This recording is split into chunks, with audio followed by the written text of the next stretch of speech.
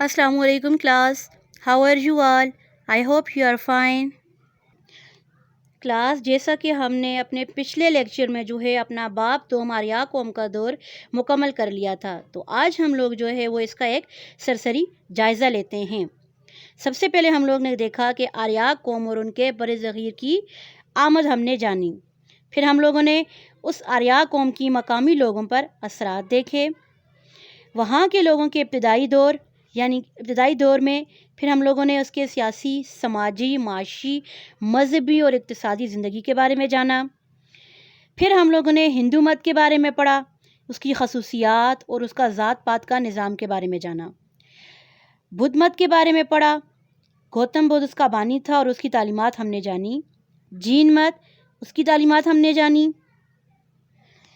پھر ہم نے ہندو مت، جین مت، بدھ مت میں فرق جانا. گندھارا تہذیب کے بارے میں پڑھا، سکندر اعظم کا حملہ ہم نے دیکھا، پھر اس حملے کے اثرات ہم نے جانے. موریہ سلطنت کا قیام ہوا، چندر گپت موریہ کی خدمات جانی. اشوک اعظم، اس کی خدمات. پھر خاندان کشان آیا، گپت خاندان کا زمانہ ہم نے دیکھا. پھر ہرش کا دور حکومت جانا، اور اس کے بعد پھر ہم نے جو ہے وہ خود مختار ریاستیں جانی. ابھی ہم نے اس کو فلو چارٹ کی فارم میں جانا. ابھی ہم لوگ جو ہے وہ اس کو بریفلی ڈسکس کریں گے ایک ایک پوائنٹ کو. لفظ آریہ. آریہ جو ہے وہ خوبصورت اور دلکش خدوحال رکھنے والی قوم تھی. یہ سفید رنگ کے لوگ تھے اور جسمانی لحاظ سے بہت طاقتور تھے. مورخین کے بیانات سے جانا ہم نے کہ وسطی ایشیا سے یہ لوگ برصغیر آئے. کچھ نے کہا کہ اصلی وطن ان کا تبت تھا اور کوہ ہمالیہ تھا. شدید سردی ہونے کے باعث یہ لوگ یورپ اور ایشیا منتقل ہو گئے تھے. کچھ کے مطابق اصلی وطن ان کا وسط ایشیا تھا، باختر ہی تھا، یعنی کہ نقل مکانی کر کے وہ لوگ بلخ افغانستان آ گئے تھے. یہاں پر وہ 3 حصوں میں 3 گروہوں میں تقسیم ہو گئے تھے. کثرت آبادی اور وسائل کی کمی کی وجہ سے 3 گروہوں میں تقسیم ہوئے. ایک گروہ یورپ چلا گیا، دوسرا گروہ ایران، تیسرا گروہ برصغیر پاک و ہند میں آ گیا. جو آریہ برصغیر پاک و ہند میں آباد ہوئے وہ انڈس آریان کہلائے. آریاؤں کی آمد کے مقامی لوگوں پر اثرات ہم نے دیکھے کہ یہ جب آئے تو انہوں نے لوگوں کو علاقہ چھوڑنے پر مجبور کیا. خیبر پختونخوا اور پنجاب کے علاقوں پر یہ لوگ قبضہ کر دیا. گنگا اور جمنا کی زرخیز وادیوں میں یہ لوگ آباد ہوئے. مقامی لوگوں کو جنوب کی طرف منتقل کیا. جو باقی مقامی لوگ تھے ان کو غلام بنایا، جن کو داس یا داسیوں کہا جاتا تھا. پہاڑوں پر پناہ لینے پر مجبور کیا اور بعض آریہ ثقافت میں ہی جذب ہو گئے تھے. شمال مشرقی ہند اور دکن میں ریاستیں قائم کی. آریاؤں کا ابتدائی دور ہم نے دیکھا کہ یہ لوگ شمال مغربی ہندوستان میں رہائش پذیر ہوئے. مذہبی کتاب کی انہوں نے ترتیب دی. طرز زندگی کا ان کا اندازہ بہت سادہ تھا. پھر ہم لوگوں نے ان کی سیاسی زندگی کے بارے میں جانا کہ خاندان ان کی بنیادی اکائی سمجھا جاتا تھا. راجن یعنی راجاؤں کا نظام تھا. راجن کی خصوصیات تھی. راجن جو تھے وہ خوبصورت مکانوں میں رہتے تھے اور چمکیلا لباس پہنتے تھے. ان کی 2 قسم کی مجالس تھی، ایک سمیتی اور ایک سبھا. سمیتی عام لوگوں کی مجلس ہوتی تھی، سبھا جو کہ خاص لوگوں کی مجالس ہوتی تھی جس میں برہمن وغیرہ اور بڑے جو قبیلے کے سربراہ وغیرہ ہوتے تھے وہ شریک ہوتے تھے. پھر ہم لوگوں نے ان کی سماجی زندگی کے بارے میں جانا. ہم نے دیکھا کہ وہ قبیلے بزرگ جو تھے وہ بڑے مانے جاتے تھے، سربراہ خاندان کے. آگ کے لیے جگہ بنائی جاتی تھی. لباس اور آرائش پر توجہ دیتے تھے یہ لوگ. سادہ لباس، سونے چاندی کے زیورات، پھل سبزی اور گوشت کا استعمال. لوہار اور ترکھان ان کا پیشہ تھا. عورت کو بلند مقام حاصل تھا اور بیوہ کو دوسری شادی کی اجازت بھی تھی. پھر ہم نے اقتصادی زندگی یعنی کہ ان کی معاشی زندگی کے بارے میں پڑھا کہ یہ لوگ دیہات میں کھیتی باڑی کرتے تھے اور مویشی پالتے تھے. گائے اور بیل گاڑی کا استعمال کرتے تھے آنے جانے کے لیے۔ مال کے بدلے مال کا نظام تھا۔ ریاست کے آمدنی کے ذرائع میں پیداوار کا کچھ حصہ نذرانے، جرمانے وغیرہ شامل تھے۔ آمدنی ریاست کے دفاع اور ضروریات پر خرچ ہوتا تھا۔ وقت کے ساتھ ساتھ طرز حیات میں بھی تبدیلی آئی۔ مذہبی زندگی میں وہ لوگ خدا کی وحدانیت پر یقین کرتے تھے، لیکن وقت گزرنے کے ساتھ ساتھ سورج، آگ، ہوا اور پانی کی بھی پوجا کرتے تھے۔ آریاؤں کے مشہور دیوتاؤں میں سوریا سورج کا دیوتا، اگنی آگ کا دیوتا، درونا آسمان کا دیوتا، اندر بارش کا دیوتا، وایو ہوا کا دیوتا سمجھے جاتے تھے۔ دیوتاؤں کو پھل، اناج، دودھ اور جانوروں کے نذرانے بھی پیش کیے جاتے تھے۔ مذہب پر برہمنوں کی اجارہ داری قائم تھی۔ ہندو مت، ہندوازم، فارسی کا لفظ ہندو سنسکرت زبان کے لفظ سندھو سے نکلا ہے۔ سندھو دریائے سندھ سے نکلا ہے۔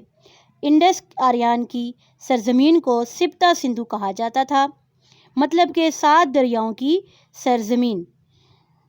دیوتاؤں کو ماننے والے لوگ جو تھے وہ ہندو کہلاتے تھے۔ ان کے شواہد ہڑپا میں 1500 سے 2500 قبل مسیح تک پائے جاتے ہیں۔ جدید ہندو مت جو ہے وہ 1500 قبل مسیح میں شروع ہوا۔ ہندو مت کی خصوصیات کیا تھی؟ ان کی مذہبی کتاب رگ وید تھی۔ عبادت خانوں میں، مندر، پوجا گھر میں ہوتی تھی، اکثر مراقبے اور منتر وغیرہ ہوتے تھے۔ تہواروں میں دسہرہ، دیوالی اور ہولی وغیرہ تھے۔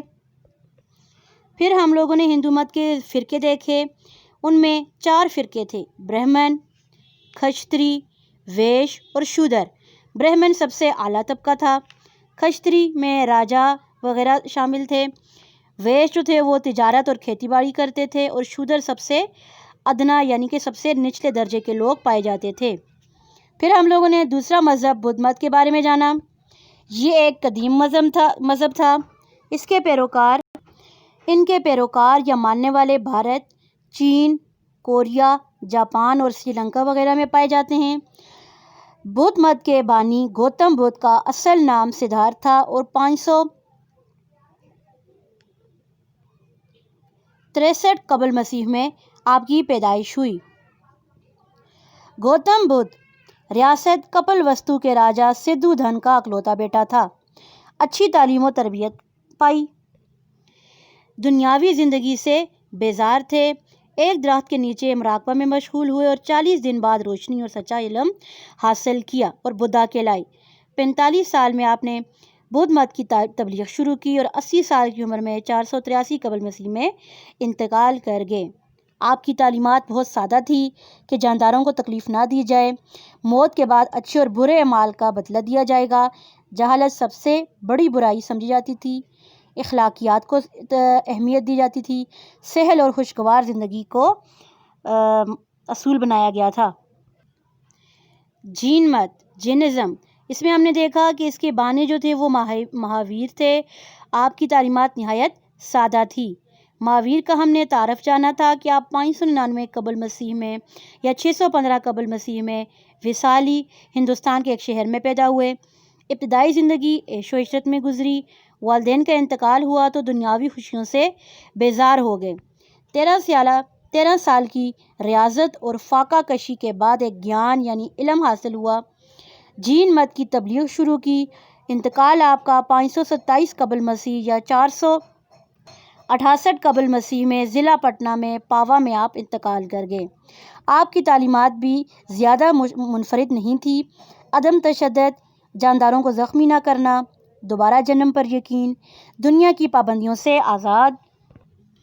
ہندو مت اور بدھ مت میں فرق ہم نے دیکھا کہ ہندو مت میں ذات پات کا نظام تھا، برہمنوں کو اعلیٰ مقام حاصل تھا، فضول خرچی پر مبنی ان کی رسومات ہوتی تھی۔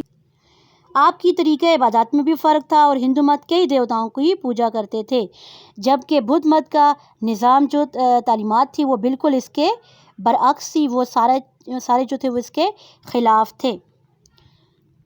महात्मा बुद्ध को सिर्फ वो नजात धंधा समझते थे। हिंदू मत और जीन मत में फ़र्क हमने जाना कि हिंदू मत में इंसानी माशरे में बुराइयां फैला रखी थी, ज़ात पात का निज़ाम था, फजूल खर्ची थी और जानवरों की कुर्बानी थी, जबकि जीन मत का जो मज़हब था वो इन सारी चीज़ों के ख़िलाफ़ था। गंधारा तहज़ीब शुमारी पाकिस्तान और मशरक़ी अफ़गानिस्तान का इलाका था। अहम हिस्सा पेशावर, टेक्सला और दरियाए काबिल का शुमाली हिस्सा। अहम शहर परशपुर, पेशावर, तक्षशिला, टेक्सला, पुष्कलावती, 4 सदा हैं। 6ठी सदी कबल मसीह से 11वीं सदी ईस्वी तक आपका दौर रहा। सुनहरा दौर जो था वो 1 ईस्वी तक 5 सदी ईस्वी तक रहा। 11वीं सदी के आगाज़ में महमूद गजनवी का कब्ज़ा हुआ। सदर मकाम 4 सदा, पेशावर और टेक्सला थे।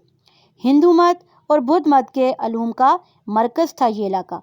पंजाबी, उर्दू, सिंधी, हिंदको और कोहिस्तानी वगैरह इसकी बाकियात में शामिल थी। यूनानी, शामी, फ़ारसी, हिंदुस्तानी फ़नून की बाहमी मिलावट इसमें शामिल थी। सिकंदर आज़म का हमला हमने जाना, उसमें हमने तारफ़ देखा 356 कबल मसीह में मकदूनिया यूनान में पैदा हुए। 366 कबल मसीह में बादशाह बने। ईरान, मिस्र, इराक़ और शाम को फ़तह किया। 327 कबल मसीह में दरियाए सिंध अबूर किया। राजा पोरस से लड़ाई हुई। 323 कबल मसीह में 33 साल की उम्र में इंतकाल कर गए। पाको हिंद पर सिकंदर आज़म के हमलों के क्या असरात हुए? मगरबी ममालिक को बरे सग़ीर का रास्ता दरियाफ्त हुआ, तिजारत शुरू की। यूनानी आलम और मुअर्रख़ का लड़ाइयों का हाल कलम बंद हुआ। तारीख़ नवीसी का फ़न सीखा। इल्म रियाजी और नजूम सीखा यूनानियों ने। फिर हम लोगों ने मौर्य सल्तनत को देखा। आपका क़याम सरबराह चंद्रगुप्त मौर्य थे। मगरबी पंजाब को आपने फ़तह किया। सिकंदर आज़म के जर्नेल को शिकस्त देकर हिरात, कंदहार, बलूचिस्तान और काबुल फ़तह किए। सारा हिंदुस्तान पर काबज़ हो गए। 300 कबल मसीह तक पूर्वी बरसग़ीर पर हुक्मरानी की।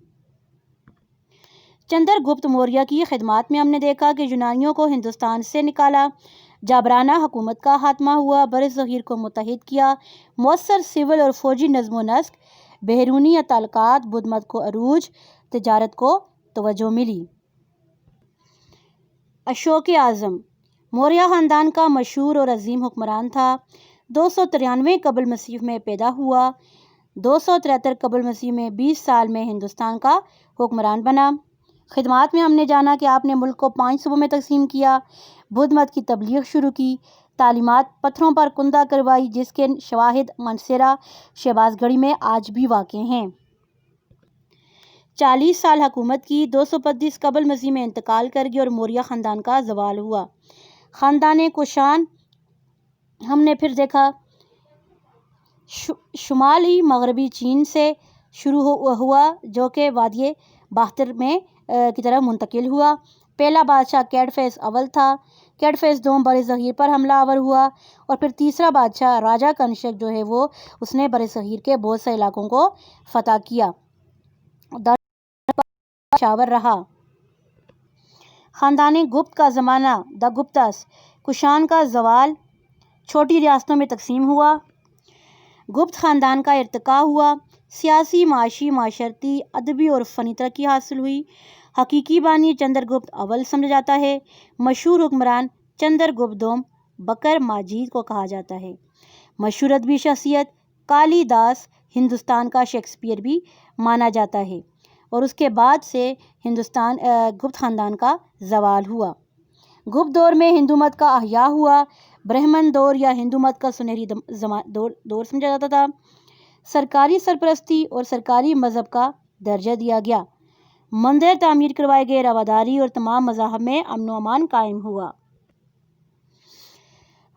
हर्ष का दौर हुकूमत फिर हमने देखा कि आप रियासत थानीसर पर राजा हर्ष के भाई की हुक्मरानी थी।